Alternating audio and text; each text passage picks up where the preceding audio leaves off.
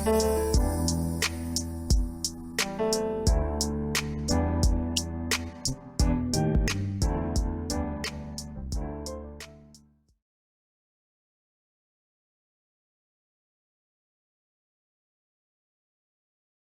back to the Small Business Show. If you're enjoying, don't forget to subscribe, like, and share. This week, I had the pleasure of chatting with Andrew Frazier, founder of Small Business Like a Pro. Andrew, welcome, and thank you so much for joining me today. Hey, Lori, how you doing? Thanks for having me. I'm excited to be on your show. Definitely, and I'm excited to have you. I'm excited to dive into your journey, and we'll talk about systems today. But before we do, I do want to go ahead, as usual, rewind the clock just a bit. I want to talk about the days long before you thought about the word entrepreneurship. What did you think life would look like in the future?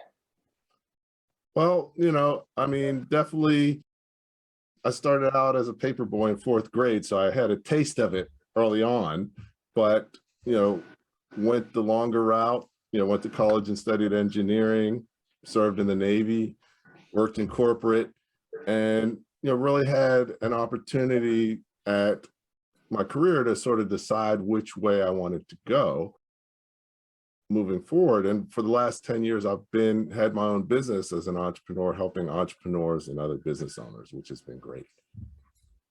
So you started off as a paper boy. Something really pulled you towards that entrepreneurial journey. Then you started your business. You took the steps, you followed the course, and you started your business.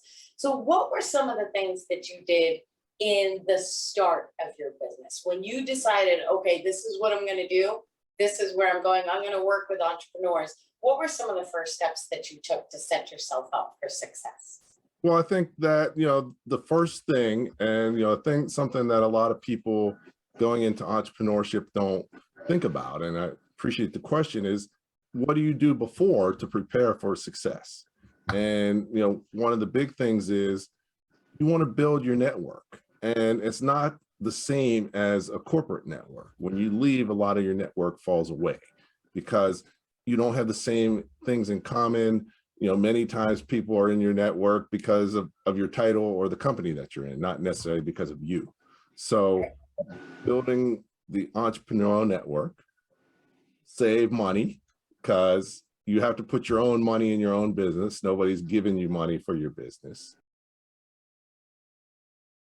Get as much credit secured while you're working as possible, so you have it after you leave, so you have access to capital that way. And the other thing that is good to do is really work on writing your business plan, because by clarifying your ideas and what you're thinking about doing, it allows you to really be more successful faster. A lot of times, I wish I had done that better, because my business has evolved in many ways over time, and I could have evolved faster, and then I'd have made more money sooner, which would have been nice. But that's why it's called a journey. There's an evolution of that journey for everybody. I think we all start off with a plan of some sort. We all start by writing that initial business plan, and it evolves throughout the course of actually running your business. And that's why, the show is about the journey. It's not about becoming an overnight success, because that realistically does not happen. And even those who you see or imagine or perceive to be that overnight success have had many, many, many years built into that journey that you're just now witnessing the birth of. So what do you feel like you do specifically, whether it be with your clients or in your own practice, to really make sure that you are prepped and ready to move forward in your practice no matter what?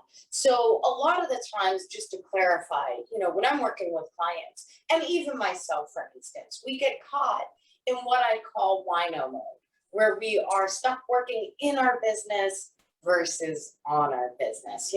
We're going and going and going. We're meeting with clients. We're, taking appointments, having calls, taking care of business as usual. But what happens when we stop doing the marketing? What happens when we stop actually focusing on our practice? It comes to a halt. So how is it that you set yourself up for success in that Okay, well, the first thing is planning, really thinking through what you're going to do.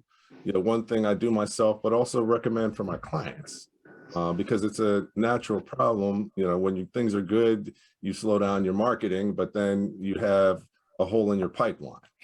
So, or you don't have the pipeline that you need just because you haven't been marketing enough.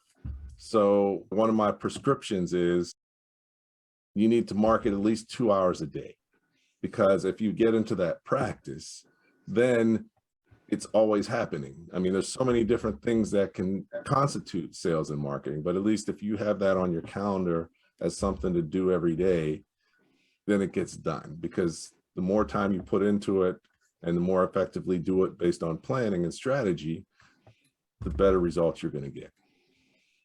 Definitely. Do you use any specific systems to help you with that? So aside from your time blocking specifically to make sure that you build that time into your schedule to focus on that actual income generating activity of marketing, do you use any specific tools or technology to help you with that?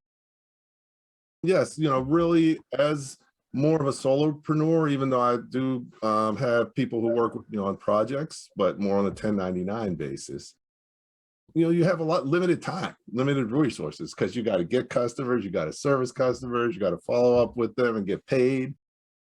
So, it's evolved, and, as I've grown, one of the key aspects of my business is LinkedIn.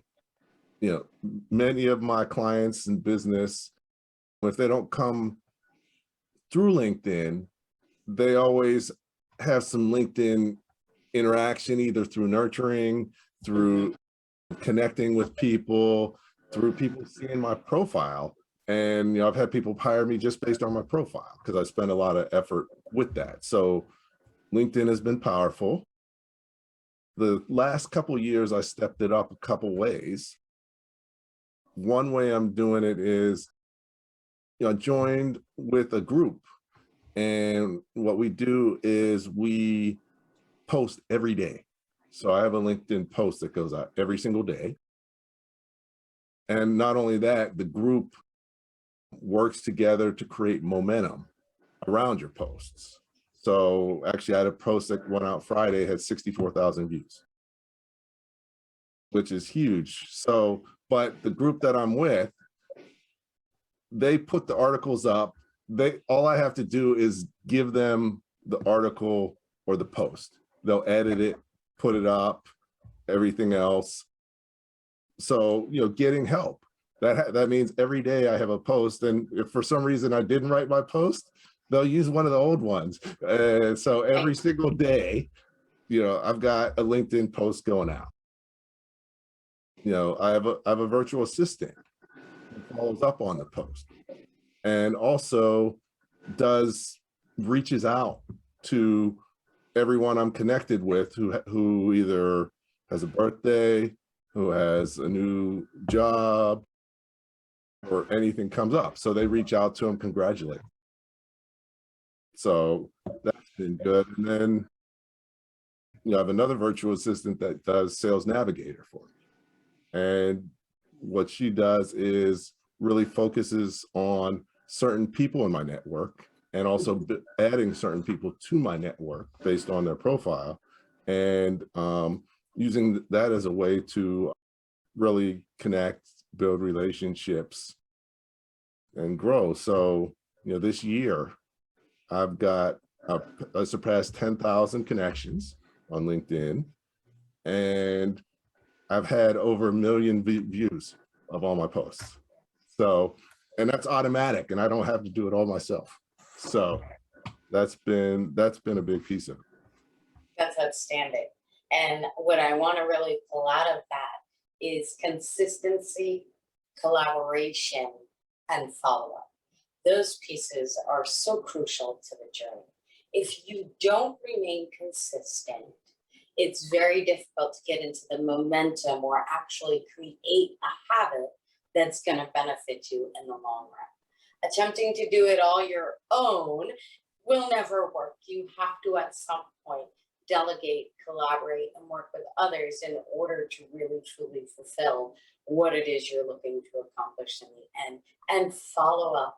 It's something that a lot of my clients keep doing, but we put in the systems, into place to make it simple, to make sure that you're actually doing that follow up, because the true relationship with your clients starts when the payment is already completed, when you've already finished your services. Now you're really working towards relationship building post the services, so that they can then talk you up to other people, and that's how your business continues to move forward. So great pieces, Andrew. I truly appreciate you sharing that with us. Please share with us all about Small Business Like a Pro. Okay, well, like everybody's businesses, it evolves over time. What I've done over the past 12 years is really a focus on coaching, consulting, and training entrepreneurs and small business owners, 10 million in revenues and below. Any industry, because I focus on more just the business best practices and strategy and financial management. It started out more teaching, then evolved to more coaching, and then it's evolved to more consulting. And I wrote my first book based on experiences helping people, and that book evolved into an online university, which we recently launched. Over 12 years, it's taken many iterations. It's still around supporting and helping entrepreneurs and business owners, but in more and more valuable ways, and more people are benefiting from it. So, it's an exciting journey. Definitely. And that's because you did the follow-up. Yeah, You did the follow-up. You listened to what it was your clients were saying. You heard what they truly needed. And from that, you began to evolve your practice and truly build out the additional pieces bit by bit throughout the years that were going to serve them in the ways that you knew they needed, because you were listening. So no, I love that. And I'm super excited to dive in and check out the university. And we'll be sure to put a link to that on the show notes page. So please be sure to share that. If you had the opportunity to go back, say, a decade or so, and tell yourself just one thing, what do you think that? That's a great question. I would probably tell myself to invest more in marketing and sales and get the support and help sooner, because it just really multiplies what you can do. Like right now, with what I'm doing there, I'm also doing a live stream weekly, and we've done it for a year now, over a year. So it's, over 52 episodes, which is another way. And then use my CRM HubSpot. So, all those things I can't do all by myself, but that has me firing on all cylinders and really being able to grow and move forward. Totally understand. Totally do. So If you had, I'm sorry, go ahead. Okay, so one thing I just wanted to hit on that you had talked about before is the relationships with your clients. Yeah. But I would take it a step back. I would say you even need to do all that stuff before their clients and building relationships, because I've had so many clients that I've had a relationship with for 3 years before they became clients. So definitely that follow up yields results as well. Definitely. I agree. You have to build the relationship before. Your clients have to know, like, and trust you before they're actually going to work with you.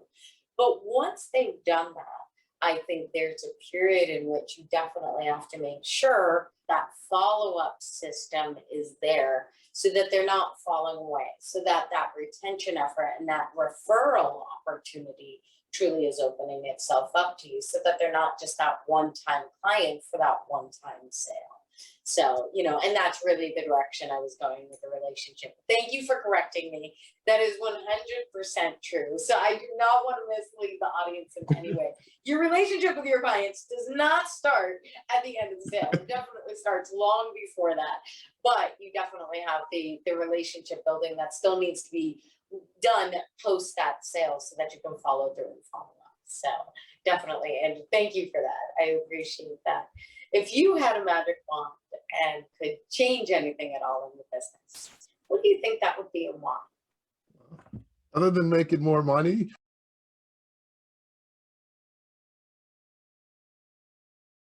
it would be, I'm really at this phase where